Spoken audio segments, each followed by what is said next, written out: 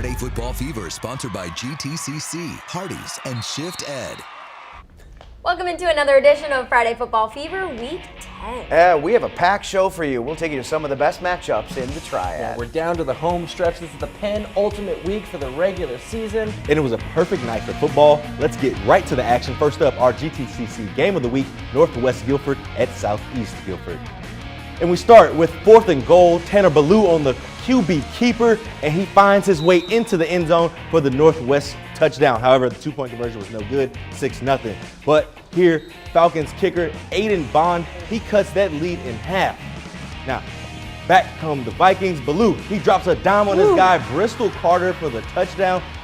This time they add the 2-point conversion, making it 14-3 Vikings. Now to the second quarter, Northwest rolling along, and Mike Gadet wants a piece of the action. He goes untouched for the long run and score. 2-point conversion is good, and it's now 22-3.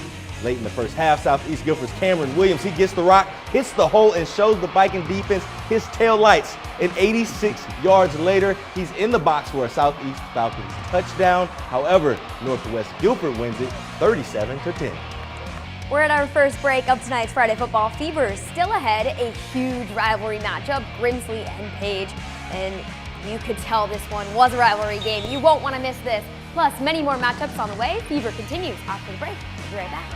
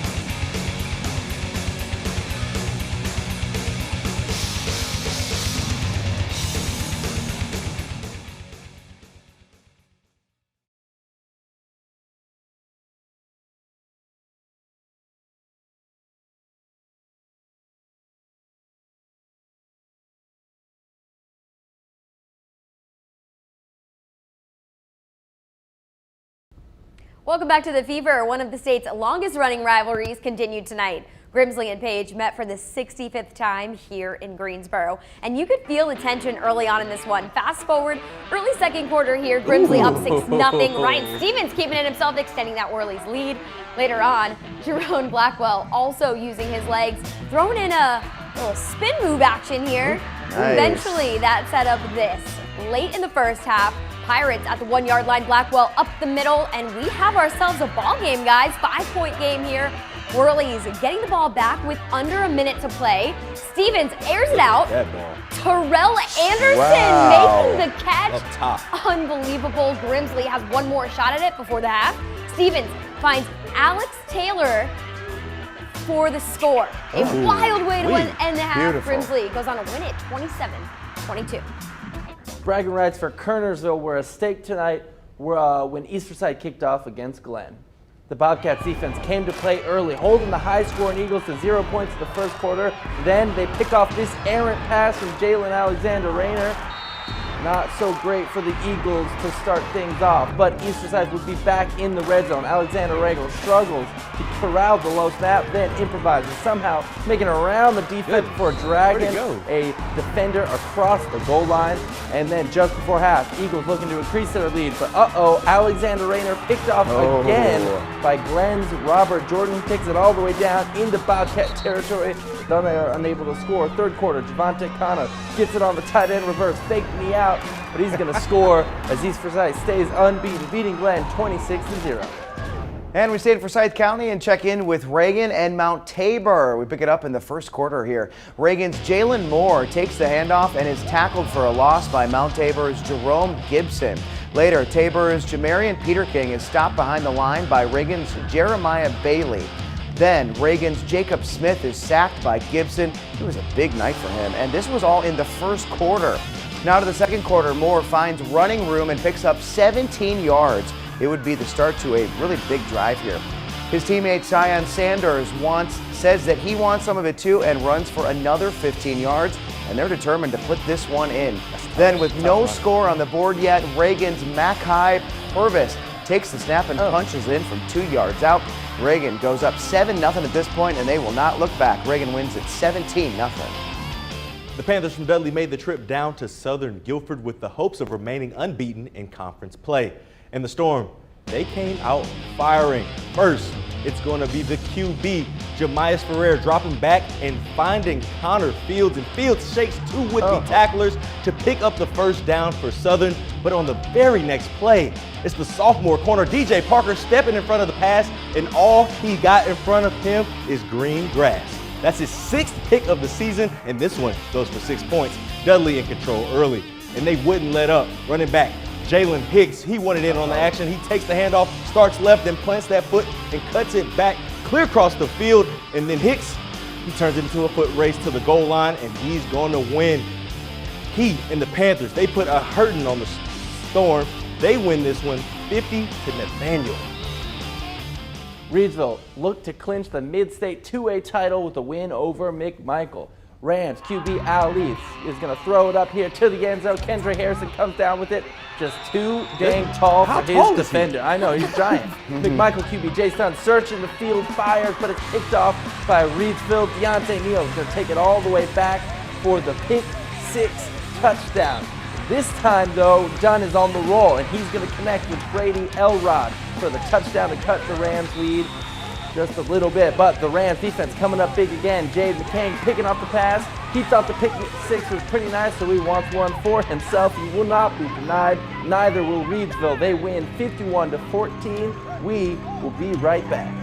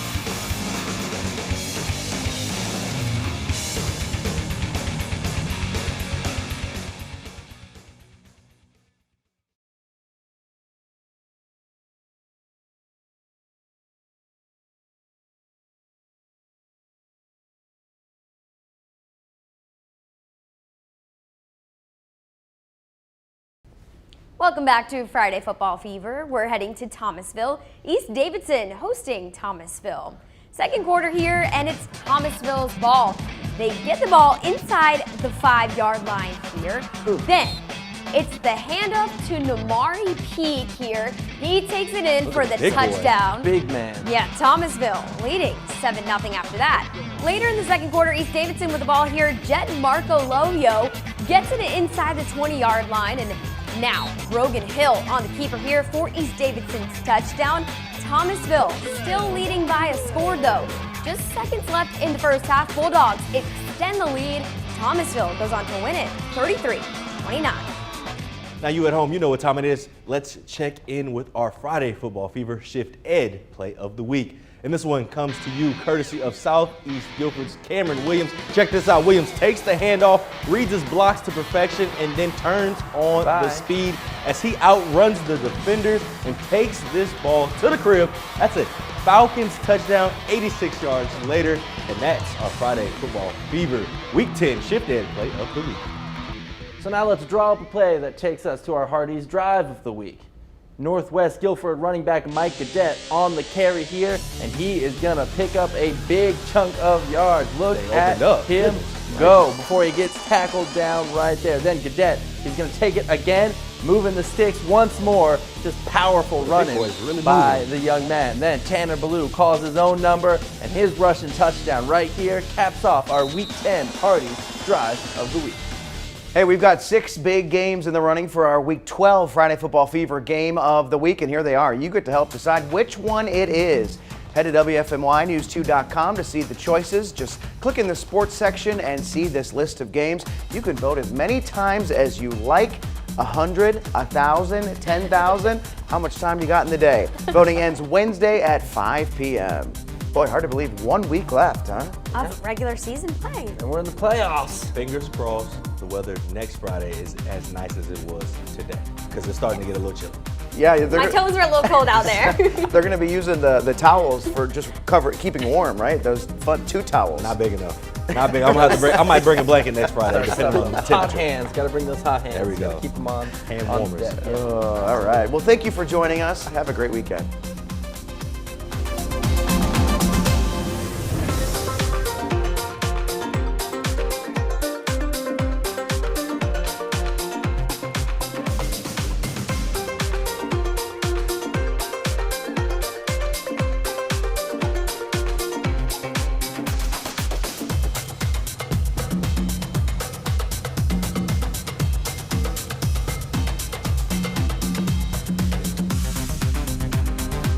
WFMY News 2 at 11 is brought to you by Cox Toyota in Burlington. Take a test drive and you could win $1,000. So before you buy, give Cox a try.